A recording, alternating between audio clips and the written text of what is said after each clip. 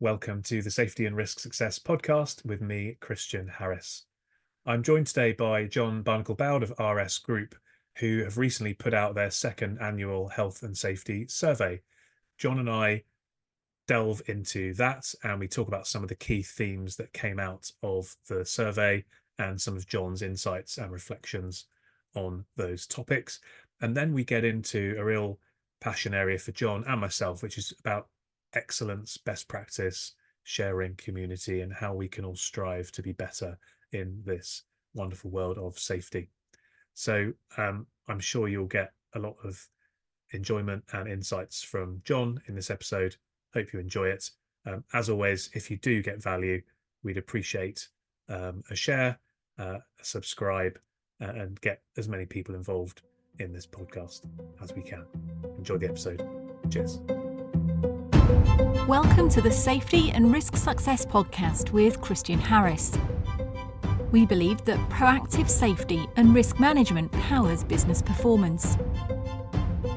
Each week we explore this theme, sharing guests, stories, insights, trends, hints and tips.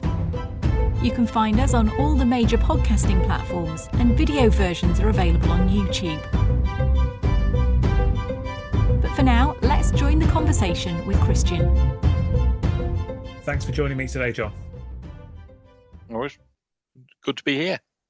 Yeah, so we've got some exciting and inspiring stuff to talk about, but we don't want to start there. Talk to me about frustration. Yeah, frustration.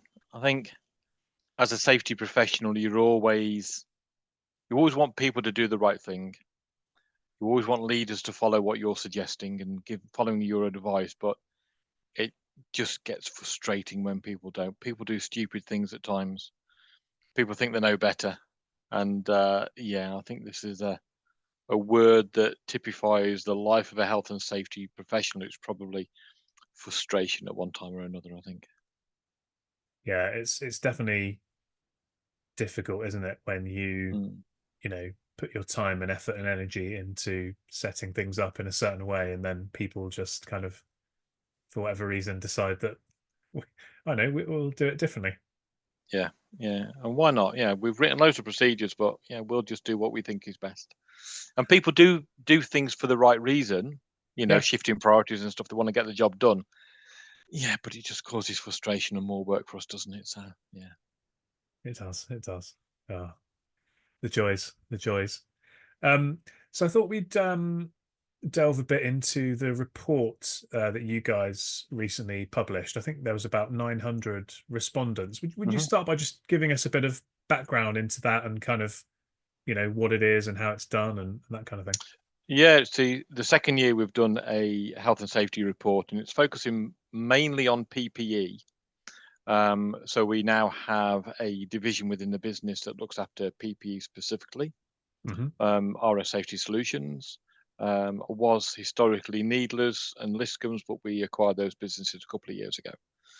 So we started with the last report last year, and I think there was about 500 respondees then. We got just short of 900 this time around. And it's really asking questions around PPE, the pain points, but also a cross-section of industry. So are you male, female? What age group are you in? What position do you hold? Are you senior, junior level, all that? So we get a really good grounding of what the safety community is like out there, really. And then off the back of that, we also see the little elements of, what they see as their pain points. So PPE for females, for example, or anything and everything. So it's really aimed at PPE, but we try and make it a bit wider so it becomes a bit more of a general survey. Yeah. Okay. No, that's useful context. And I'm going to ask you about women's PPE in a minute, because I noticed you had done a post on LinkedIn with 2 or 3 observations. I thought we'd just unpack those first, and then I've got a few other things. So you talked about one of the things you found interesting was the kind of lack of KPIs that came out from the survey. So quite a high proportion of organizations don't seem to have KPIs in place. Yeah, it's surprising. When I first saw the data, I actually went back to the marketing guys and asked if it was correct or not and whether there'd been an error. I can't remember the numbers, and as I said to you at this, before we started this podcast, that completely unprepared off the top of my head. There you go. But the number of people that don't have any KPIs to measure health and safety, even if it's 1%, it's still 1% too many. How can you Mm. improve if you're not measuring? And if haven't got a KPI, it shows that you're either not measuring or you just don't care. And Mm. that's frightening. That's really frightening for me. Yeah, I found that really both fascinating and, as you say, quite troubling. Mm, I think there's obviously a lot of emphasis on, we shouldn't be just tracking our lagging indicators and mm. focusing solely on zero harm, and I can sort of buy into that. But you've got to be measuring some of the inputs, surely. You would expect. I mean, do they actually report accidents? Do they have accidents but don't think, oh, we don't have many, so we're not going to have a KPI on it? Or do they Mm. just not see them? Or do they have so many, having a KPI would be hard for them to manage? I don't know. It'd be nice to unpick some of that, but the Yeah. survey is anonymous, Yes. so we can't really get back into that. But it'd be great to hear, comments back from others if they're in a business that don't have any KPIs for health and safety. It'd be interesting to know why and what the background is for that, and Mm. maybe how we could influence them to getting the right KPIs in place. Might make an interesting webinar topic, actually, if people would Mm, be willing to admit to that, or yeah. come on and kind of explain, why they've taken that decision, Hmm. or maybe not necessarily that they've taken that decision, but why that decision's been made and that they've Yeah. kind of gone on with it, And as a and health and yeah, safety and professional. yeah, and some of the organisations were large, some were small, and if you got a little mom and pop shop, with just a couple of employees, maybe they don't have any KPIs at all, and Mm. may not just be safety; they've just got no KPIs, they're just running day to day. But Mm. it would be nice to get the context behind that, as you say. Yeah. What kinds of, without going into like the finite detail, but what kinds of KPIs would you be tracking in your business, to kind of give us an idea of how that should Yeah. potentially look? Um, a bit of a mix, really. We have the traditional all accident rate, a lost time accident rate. We track the lost days, which sort of tracks the severity to a degree, depending on what region you're in. Obviously, I'm in a global business, and in some markets, we have people that get signed off for a minor injury because of the culture we have in that country. Near misses is a metric that we track per head, so it's a nice one. And we collate near misses with unsafe acts, unsafe conditions, and hazards. Again, translating wise, it's easy to just say near miss. So we try and promote the hazard and near miss reporting. We have training hours, and there's another one as well. I can't remember what the other one is. We've got 6. But yeah, so all the traditional ones, Yeah. typically. Yeah. And has that changed kind of over time? Have you, sort of amended it, or got rid of Uh, some, or added any in, or is that yeah. kind of a we, well, fairly well structured thing? I've been here nearly 8 years now, and when I got here, we had lost time accident rate. Hmm. That was it. Nothing else. Just Yeah. lost time accident rate, and everything was just being reported. But it went into one pot, and one region may have reported a lost time accident, another one might have reported it as an incident, another one may not have reported it at all. But it was just going into one pot, so we had to do a lot of work really to clarify and reclassify accidents. So we had some good history there, but we moved away from just the one LTA metric, which went on our board reports, to an all accident rate, which is a bit better, I think, for Yeah. us because it gives us more to get at. Hmm. Yeah, that makes sense, and good to see evolution there. Can you Mm. see um, any further changes in the future, or are you pretty happy with that sort of suite of metrics at the moment? Um, I'd like some more leading indicators, but it's sometimes harder to get that data, isn't it, on leading indicators than it is for lagging. Mm. Um, Training seems a good one, but it's the right type of training and how we record that, whether it's hours of training or days of training or material. Mm. Um, we look at critical issues as well. So our maintenance teams have critical logs, and we make sure that they're on track. But I'm not sure where we do very well on that, but I'm not sure where we are percentage wise at the moment. And that's just critical tasks per month completed. Yeah.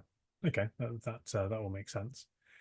Moving on then to another point that I saw you'd raise, because your environment, health and safety, aren't you, in your role, and you Mm, picked up that within the survey, uh, there was a good um, response around finding the right product in terms of mm, the importance of sourcing PPE. So that came out high, which is good, rather yeah, than it being the cheapest. yeah, Um, yeah.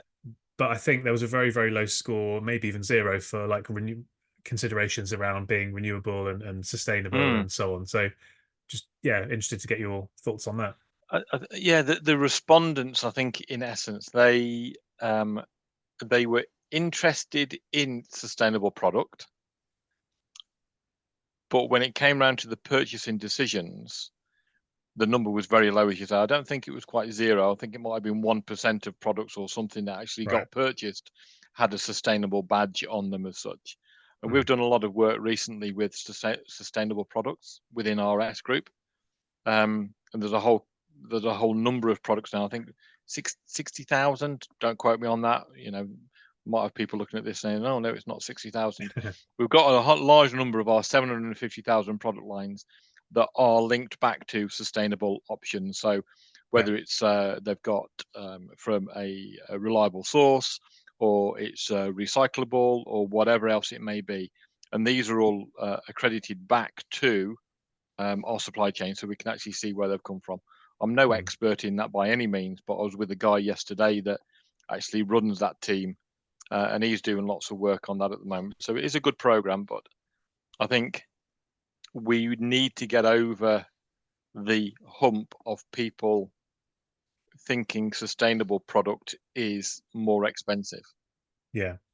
I think if you look at it at face value in on a website, it looks more expensive, but it may last longer. Yeah. By using sustainable product, you may get some nice tenders out of there with new customers because you're using the right product. Yeah. So it may give you other business benefits, Mhm. but I think in time those sustainable products will come down in value anyway because everybody will be trying to provide those. So we'll get back to a level playing field, I think. Yeah. Yeah. I mean, I think in my world of slip, strips, and falls, if you think about entrance matting, the Mm, material of the matting that you use has a huge role in how effective it is. And yeah. if you have a man-made substance, it's more durable and lasts longer and requires less maintenance, but it's Hmm. less effective Yeah. than a natural substance. So, which is going to be more sustainable. So you're getting much higher efficacy in that sense. Um, and then you'd need to offset the efficacy benefits of Mm, saving money on um, accidents, claims, but also on your cleaning and maintenance of the building. Because yeah. if you're stopping the dirt getting into the building, it's easier to clean, and therefore you're saving money and time over Hmm. there versus Yeah. that cost of the matting, which might be a bit more expensive Mhm. And initially and to we buy. can yeah, and we can look at that from a safety perspective, but it's whether the procurement teams, the guys that are actually buying Yeah, the product, look that far as well, and how we can influence those. I think that's one of the key factors, isn't it? And how persuasive we can be. yeah. I think there's an education piece and a sort Mm, of business sense piece as well, isn't there? Understanding yeah, actually, that uh, this more sustainable product has all sorts of benefits that probably outweigh by a factor of 1,000 the fact yeah, that it might cost £1 more. But we've got to be able to um, speak the language of business and put those arguments across. we have. Yeah, definitely. Yeah. Yeah. And then you mentioned women's PPE. Mm, This is something that is obviously really, I don't know what the right word is, scandalous, or mm, certainly troubling and difficult, annoying. I don't know how, it depends how far on the spectrum you want to go, but it's obviously a problem yeah. that needs to be addressed. And I look at this from the perspective of, I think there are certain industries that are still very male dominated, some of the heavier industries. But if you Mhm. think about the people that were wearing PPE and you think about catering staff, cleaning Yep. staff, those are 50-50, if not tilting towards Mm, being more dominated by women. So it's crazy and ridiculous that this hasn't been dealt with Yeah. before. But I think in the report it was sort of saying, yeah, this is high on the agenda, but it isn't really, still not quite flowing through to purchasing decisions. Is that right? Yeah.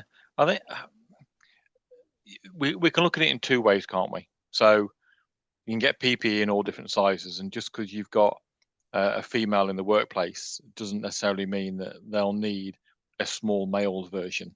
Mm, We should get a female version of that PPE that's applicable for the relevant sizes. So I think there's a bit of work to do. And to your point about heavy industry, maybe there's something there with the discounts as well. So I mm, don't know what discounts we give or other PPE providers give, but if they're going to order 100 new high-vis jackets, for example, and they're going to have large and extra large because it's got to go on top of their outside clothes or whatever they're doing, mm, maybe we get a good discount for ordering such a high number of those sizes. Because we order 5 smalls for the females that we've got on the team, maybe we don't get that discount. And it's just, it's back to purchasing again, isn't it? mm, We've got to be all encompassing. I know there's an article out on SHP today about PPE again, and female PPE. mm. And it's just how we do it. And not every female is a size small. No. We have larger ladies that need PPE, but it might we shape different. Mm, yeah. We just need to cater for that and cater for different sizes in PPE that is made for a female. That's where Mm, we need to be, not just small sizes. We need to be a bit more robust with our decisions and actually what we're doing there. mm, mm.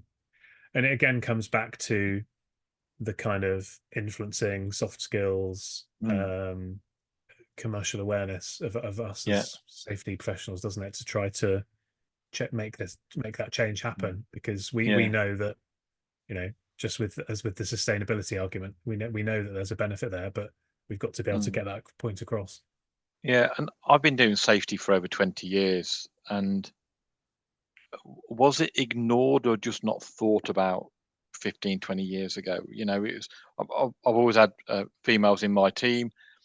And thinking back now, reflecting, um, I never gave them PPE specific for a female. I just got them PPE. So Mm, we needed a large outside jacket. Yeah. What size jacket do you need? There you go. yeah. And it wasn't a female male, but 15, 20 years ago, maybe there wasn't a female PPE then that there is Mm, now. So we just got to embrace that, I think. But I think if everyone that's listening to this, if they just think back and reflect on when they first bought their first piece of female specific PPE, it's probably going to be in the last couple of years. It yeah. won't be much longer than that ago. I wouldn't have thought. Mm. I may Yeah, be no, wrong. Yeah. I'm with you. I think certainly it wasn't anything that was being discussed, was it, 10 years ago? No, no, it wasn't. Definitely not. And that's not to say that that's right or wrong, but it's just the fact of, of Mm. what was or wasn't on the But agenda. we're a changing world, aren't we? So we need Yeah, to cater for that, and that's where we need to be. So yeah, yeah. let's No, just exactly. embrace it. Yeah. Yeah, exactly. So a few of the other areas that I was just interested to get your views on that came out of the report. So I'm a stickler for prevention being better than cure, and I think Mm. prevention was certainly coming out as a priority within the report, which is great to see. Um, how do you sort of approach that in RS? What sort of things have you done to be preventative rather than reactive? We have the right safety teams in place. I hope we have the right training in place so our managers are aware of, where their responsibilities lie. There's always going to be gaps, obviously, but I think, as you say, prevention is better than the cure. Um, it's about culture as well, to a degree as well, I think, about having that openness of the culture so people can report and talk and discuss issues Mm, before they become an accident. We've got some nice open workshops, and we have active near miss reporting programs in every site we've got across the group. So I think we do the right thing, but there's always going to be little gaps, isn't there, where people choose choose not to listen or not to follow. Mm. A lot of the accidents we had in one of our locations a couple of years ago were all with agency workers. Right. And the agency workers come in to fill up. When we get busy, we need more workers, so we bring in some agency workers. We're having a number of accidents from those agency workers because we weren't inducting them properly and they weren't aware of the values that RS holds. Mm. So they were going on and doing what they would have done at another site, which isn't acceptable in our site. So it's all about that. But I think you're not going to get anywhere if you hide, behind safety and just ignore it. Be open, be approachable. I'm I'm a very sarcastic person normally, but I'm sarcastic with a smile. Yeah. So, if people have a question, come and ask me the question, or come and ask one of my team the question, and we'll give you an answer. There may be a hint of sarcasm in there, depending on who you are and what we can get away with, but it's all meant in the same way because we want to be seen as, as everybody else. We're not different because we're the safety guys. We're still part of the team, and we can have Mm. accidents too. Yeah. But just be a bit more open and approachable. And I always talk about the clipboard safety officer. I will not employ a clipboard safety officer, someone that goes around and says, "Oh, you've done that wrong," but doesn't give any advice on how to fix stuff. Yeah. I want us to be all open and communicative. Yeah. Yeah. No, definitely on board with you there. And that actually segues into the next thing I was going to ask you about, which is mental well-being. So I think Mm, 76% of respondents highlighted that within the survey, which again, similar to the women's PPE, I suspect, if you went back 15 or 20 years, that number would be a lot lower, not yep. because we weren't having the challenges, but just because we're more open to Mm. to talking about it. So you've given us a bit of an insight into kind of the way you go about building culture, but what sorts of things do you have worked for you in this space of mental well-being and really ensuring that people have that kind of safe space, from a mental health perspective to Yeah, work in? we've done a few things, and we probably started on the mental health journey probably about 6-7 years ago when we started getting mental health first aiders trained through Mental Health England, which is a great Yeah. course. Couple of days. I'm a mental health first aider as well, um, and it gives people the skills to talk to people really and understand what mental health's all about. I think a lot of the people that are the mental health first aiders though have been impacted by depression or mental health, either themselves or through a family member. And it Yeah. is coming more common now, I think. Back to your point about 15 years ago, it probably wasn't really a thing, but now it is. And, if we, as a safety professional, if we have somebody that is in increased risk of injury because of the state of their health, we should be taking action to fix that, shouldn't we? Yeah. If someone came in with, they're broken the foot at the weekend and we had to put them on light duties or sit at a workbench rather than on the shop floor, we'd cater for that. We Yeah. don't cater necessarily for anyone that could have lost a close relative at the weekend and the head just isn't in the right space. So we need to have the right tools there to start talking to those people. In Mm. support of the mental health first aiders, though, we've also got some wellness rooms around the company. Not in every site. We're working on that. But it's just a room where people can go to, soft furnishings, dim lighting, a quiet area where they can just sit and just take five, relax, recover, get their head in the right space. We've got mental health wellness lines that they can call, or they can call a colleague or a friend to come and collect them from work. We've got that catering in there as well. So I think it's just about having a space where people can go that isn't in the corner of the cafeteria, but somewhere quiet and they can just get their thoughts together, or have a chat with a mental health first aider if you've got one. Yeah. Yeah. Without naming any names, Hmm. have you? I've heard from another organization, a big global organization, similar size to you guys, where they started this approach of, similar to you, mental health first aiders and putting lots of Hmm. support in. But what really clicked for them was when actually somebody that was right at the top of the organization kind of opened up and said, actually, I've been struggling with Hmm. this a bit. And that sort of opened the floodgates as such to people kind of embracing it and being more open and stuff. Hmm. Any experiences of that in this role or others support that and getting the buy-in from all levels? And not really. I mean, if I talk to our executives about this, I take it from my own personal perspective. So my wife struggled with mental health for years, and I'm quite open about that, and it's been a challenge. We have good days, bad days, um, but I think it's how you would expect to be treated. And if we've got Mm. an executive, they're still a person, they're still an employee of an organization. So why can't they go and talk to a mental health first aider? And one of the Mm. reasons, as a senior leader in the business, I did it was so that other people at a senior level can come and talk to me if they want to, Yeah. not just go and talk to Bob, who's an administrator in the admin team or whatever it may be, and Yeah. they might have felt uncomfortable with that.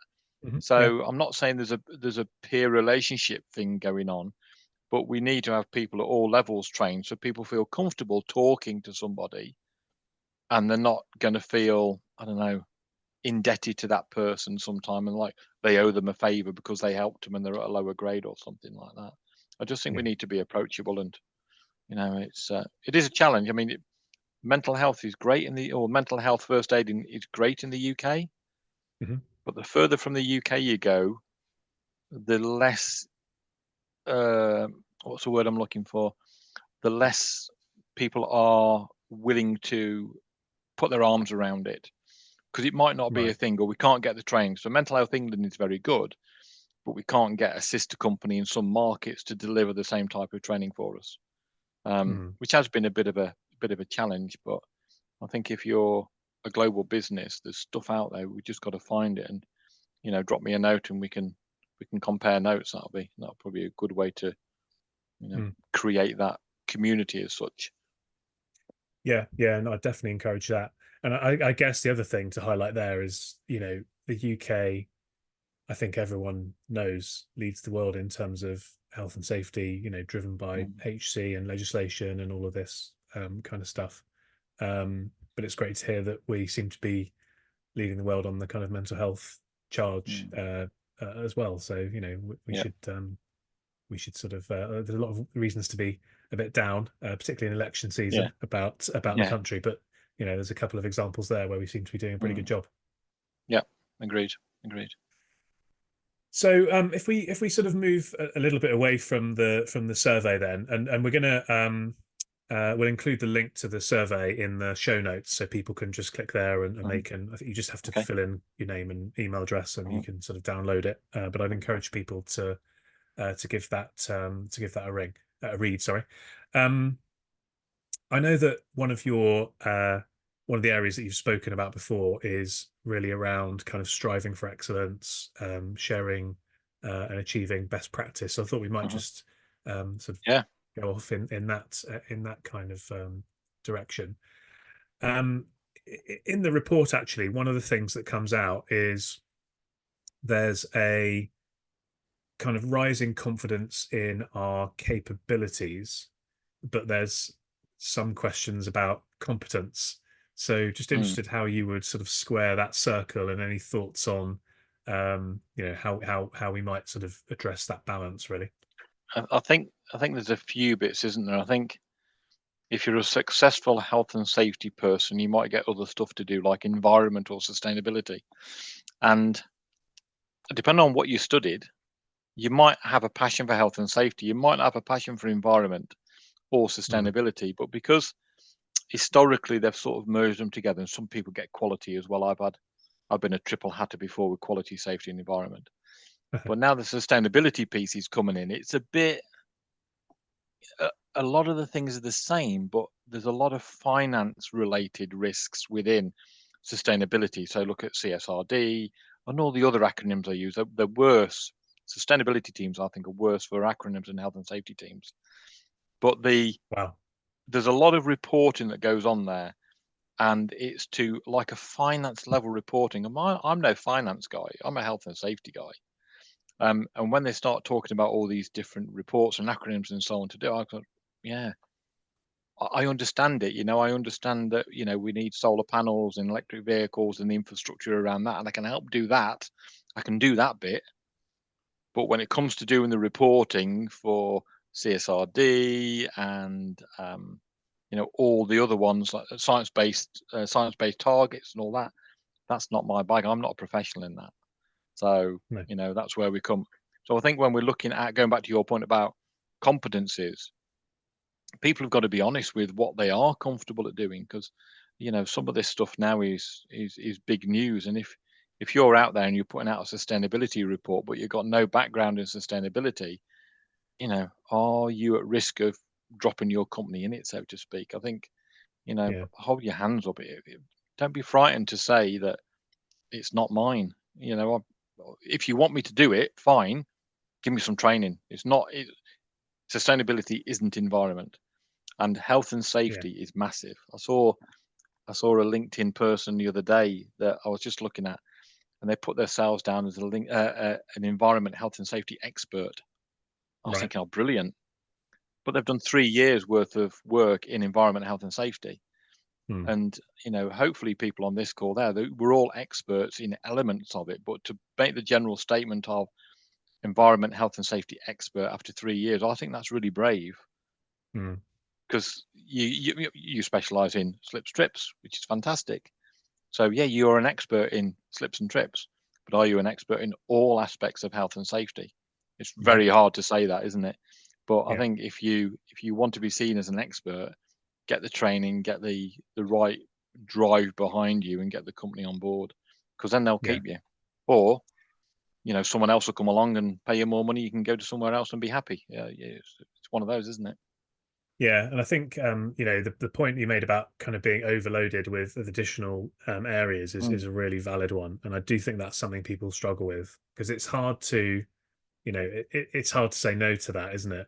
Are we going to add this It is. on? We're going to add that on. It is hard to say no to that, but you've got to, as you say, have the confidence that, well, the firstly the ability to understand yourself and know where you have Your strengths limit. and weaknesses. Yeah. Yeah. Yeah. But then the confidence to say, well, look, yeah, I'm happy to take that on. Thank you for the trust you're putting in me to Mm. give me this important task. But actually, I'm going to need some support with this, and Yeah. I'm willing to try it. But we're going to need to think about how Mhm. this works, and also from a resourcing perspective, you can't just keep adding stuff on No. um, to one person's plate and expecting them to keep spinning all these different plates No. and not drop some of these plates. Something's got to give, hasn't it? And Yeah.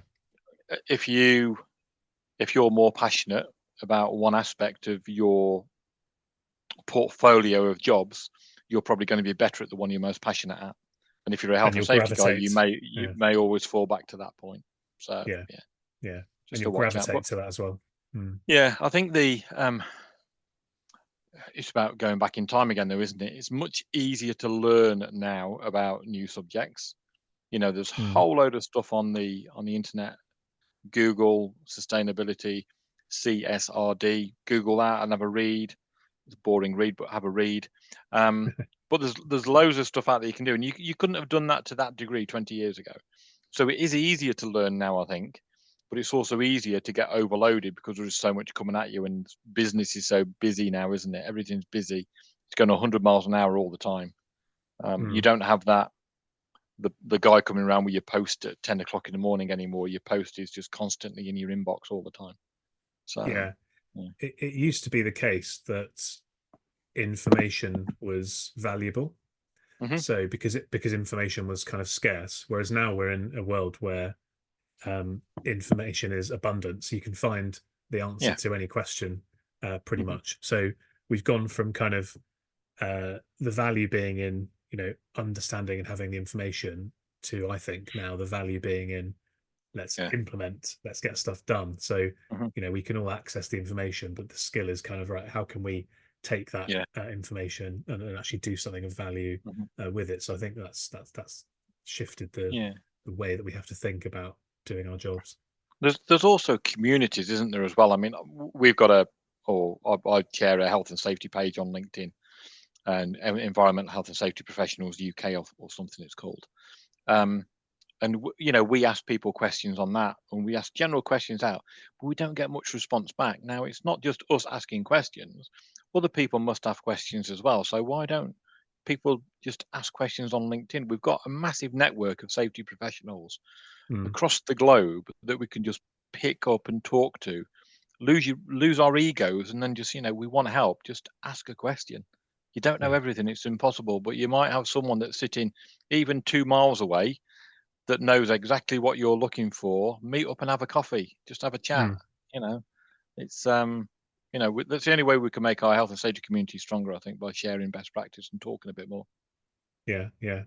I mean, you admitted a minute ago that we hadn't done any prep for this call, but actually you've done a masterful job at taking the discussion exactly where I'd designed it to go. Because the thing I was going to ask you about next actually was about sharing best practices, because I saw you've recently done a global team meeting of your health and safety team, and I think you posted on LinkedIn about one of the really impactful bits of that was a session around sharing best practices. So why is that important, I suppose, is the first question, and then what was particularly powerful from that? What were the key benefits of that you and the team felt?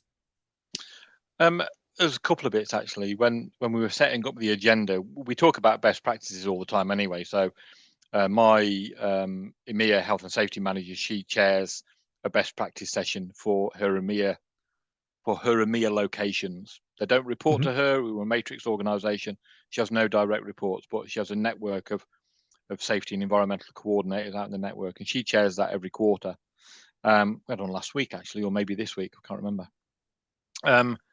But when we did it at the conference, I said, okay, every attendee needs to bring a best practice. Nice. So there's no pass on this. Everyone has to bring one, because you've got one. You've just got to think about what you've done. And if it's a problem for you, it's going to be a problem for someone else. We've got offices in all locations. We've got warehouses and distribution centers across the globe. And you're trying to tell me that Bob in, I don't know, Singapore needs a solution for this that we haven't already thought about somewhere else, as an example. So, we've probably already got that in house. If not, it's a problem shared, isn't it? And the problem shared is a problem halved. And a bit of that pain goes, well, I can't find a fix for this. Well, hang on a minute. I saw something about that on LinkedIn, or have you looked at this? Have you looked at that? So talk about it, and that will probably help. But I don't think we're going to get better without sharing that best practice thing, whatever it may be. Yeah. And it's interesting, isn't it? Because I think I'm fully on board with the idea of best practices and sharing and community and all that sort of stuff. But I think one of the challenges is that there is this bit of a compliance mindset. And to me, compliance is kind of like good enough rather than that kind of excellence and best practice. Is that something that you recognize and see? And how would you sort of attack that? Let's say you started a new role in a different organization, and you came in and you found that it was a compliance mindset rather than a best practice mindset. Kind of how would you go about shaking that up and shifting that? Compliance is always there, isn't it? We're not going to get away from compliance in our roles. That's probably key. But if we're just compliance, it's great, but that goes back to that clipboard safety officer, doesn't it? That I don't like. I don't think any organization can improve their safety performance multi-site without sharing a little bit of best practice here or there. And it may not be the whole idea. Maybe it's just a concept of an idea. So in Germany, obviously we have the Workers' Council, so everything has to run through the Workers' Councils to make sure it gets approved and it's valid for the business, which is great. Makes it a bit tricky at times, but it's great. Now, we may be able to implement something really easily in the UK. And when we say, okay, we want to do that in Germany, they say, we've got to get that through the Workers' Council. Well, okay, sell them the concept. Don't sell them the whole solution, but sell them the concept, and then work on the concept and how that can be implemented locally. So it's not going to be a straight cut and paste. It's going to be a cut, paste, and edit to get it in different locations. And that could be the same for, I don't know, if you got a site in Cardiff and then you've got one down the road in Newport, they might work differently, different cultures, but you might just have to do a bit of, editing to get things working properly there. That's all. Mm. But it's the idea, isn't it, and the thought practice, I think, behind it more than anything else. Yeah, I like that. I mean, I'm a big fan of kind of having principles and frameworks and concepts, as you say, that can Mm, be applied kind of widely. But actually, the nitty gritty of how exactly you do that is always going to vary because you're going to have, as you say, different cultures. You're going to have mm, different, um, in your business, you do different things. So yeah. you're manufacturing one thing in one place and something else somewhere else. So way that you're Hmm. working is different, and therefore you can't expect that the line by line solution is going to be the Yeah. same across those different areas. So I do think, yeah, having that sort of philosophy based approach, um, and getting people to buy into that concept, as you've said, I think that's a really good way of doing it. Hmm. Yeah. Okay. Is that something you've struggled with at all at any points in time, and how have you found best ways I to think kind of overcome I that? I think we probably do best practice sharing here better than we've done in other businesses. Um, in one of my prior businesses, I had 6 really, really good health and safety managers, and without even having it as a thing to share best practice, we just spoke with each other, and we all understood each other's strengths and weaknesses. And where one guy had done a good idea, it said, "Oh, okay, well, we're going to do that over here now as well." So they just naturally went to that. So all around the UK and Ireland, all the guys were doing the same things. And we had an expert in harnesses, for example, an expert at work at height. So we could come back to these people and say, "Well, I've got this, but what do we do on that?" So we could share and just talk informally. We didn't call it best practice sharing, but that's probably what we were doing. But now we've got a Yeah, title for it, so yeah, why not yeah, just use it and abuse it? yeah. So it's a novel approach. Just talk to each other. How Exactly. many Yeah, funny that, problems? yeah, yeah. Who would Yeah, ever how have many? thought you'd learn something by talking to somebody? Yeah, how many Yeah, problems could we solve if we just did that? yeah. Um, Great. Well, John, I really appreciate the time. I just wondered if we could finish up with before I give you the opportunity to kind of give any plugs or anything. Maybe we've gone on this journey of seeing what's going on in the industry through the survey, talking about kind of Mhm. a bit about best practice and excellence. What would be your top sort of two or three tips, and perhaps we've just covered one of how to two or three key takeaways to go away and implement for people, or things they should think about if they want to try and ensure Yeah. this excellence and best practice. So off the cuff, obviously, because we Yeah, had of no course. preparation.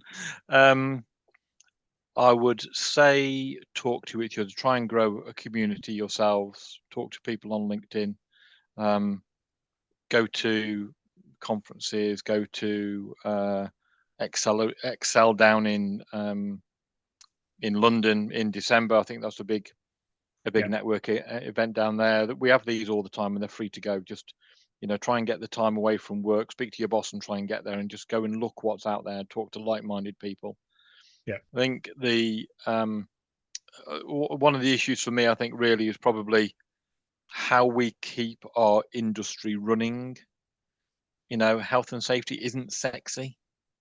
Um, how do we make it so people want to join from school or from college and get the experience to become that next safety professional? Um, mm, I've got 3 daughters. None of them want to do health and safety. Don't know why. I think it's great. It's done me well. yeah, Um, but it's how we make it and how we have the people in the future coming back. I did talk to someone the other week that did a degree in health and safety at college and a university, and that's probably one of the first ones I've spoken to. Everyone mm, else is, oh yeah, well I sort of fell into it, yeah, but it's a concern for me in the industry of how we keep that growing and how we get the new people in and how mm, we can support those as we go forward while supporting yeah, ourselves and each other. yeah, But don't be isolated. Just talk to each other. yeah. Join different groups. Join my group. If I had it on my screen, I'd say what it was, but it's a bit of a plug. But maybe I can share that with you afterwards. But just talk and just Yeah. chit chat. We're only We'll people at the end of the day. We've all got the same problems. absolutely, yeah, absolutely, yeah. Well, no, we'll get that link from you and put that into the show notes. We'll put the link to the report as well. Mhm. And then if people wanted to reach out to you, is LinkedIn the best way to do that? Yeah, LinkedIn. Yeah, there's only one John Barnacle-Bowd on there. Don't just use the John Barnacle bit, because there is another safety guy out there called John Barnacle. Remember Oh, the there you go. Bowd bit. Yeah, So yeah, I mean, send him emails as well. I'm sure he'll love it. But yeah, we're a community. We need to share. So yeah, he, just drop me a note on LinkedIn. perfect. He's going to get bombarded with messages saying, "I loved your podcast interview." And he's going to Yeah, be what like, "What's podcast? going on?" Did a Yeah, podcast yeah. interview. Good stuff. All right, John. Thank you Right. very much. Enjoyed it, and echo your thoughts about networking events. We actually had a little mini pop-up networking table, didn't we, at Birmingham recently, You where we did. had Yeah, a big bunch yeah, of us, and we were all just sitting around and talking safety, and that sort of thing was really we do. valuable. So Yep. yeah, Good. thanks for All right. joining me, John, Excellent. and thanks to the audience for joining John and I, and we'll see you again on another episode soon. Thanks very much. Catch you soon. Bye bye. Thanks for joining us on the Safety and Risk Success podcast. If you've enjoyed this episode, please hit follow and do share on social media. Does anyone you know spring to mind as a great guest, even yourself? If so, please contact us on podcast@slipsafety.co.uk. See you next week for another episode.